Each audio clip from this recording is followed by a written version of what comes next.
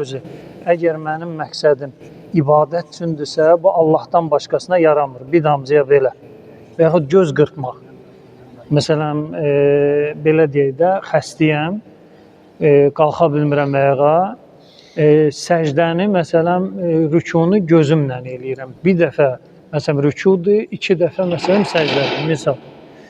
İndi mən bunu ibadət qəsdi ilə eləyirəm də, əgər onu Allahdan başqasına eləsəm, olacam kafir, müşrik.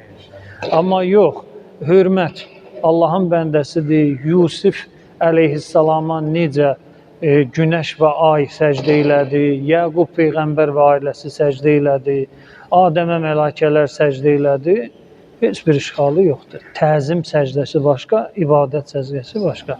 Amma bu tərz ki, biz eləyirik, biri bir balaca, biri biraz çox, biri biraz az, rüku həddinə çatmamalıdır. Çünki rüku o şeydir. Belə deyə də, yenə də deyirəm, niyyətə asılıdır. Əgər niyyət hörmətdirsə, onda da bir problem yoxdur. Amma uzaqdan baxan başa düşməyəcək. Bunlar elə biləcəklər ki, şiələr 12-ci imama rüku eləyir, səcdə eləyir, ibadət eləyir. Bunlar kafirdir, müşrikdir. Onu da dalıcan getmək olmur. Özü də demir ki, qardaş, siz nə işlə məşğulsunuz? Aydın, hərəkətimizə baxıb çaşmasınlar. Buna görə də bir balaca əli qoysunu və təzim göstər, yetər. Salavat Peyğəmbər.